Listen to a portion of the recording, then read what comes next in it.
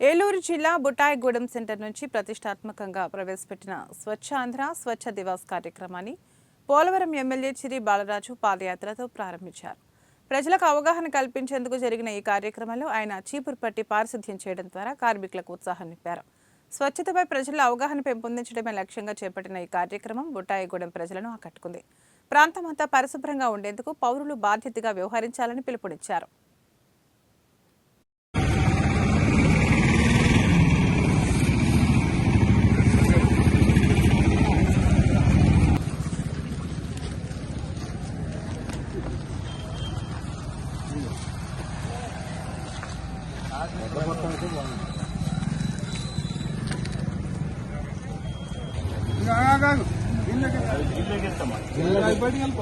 అది పట్టుకెళ్ళిపో చెప్తాను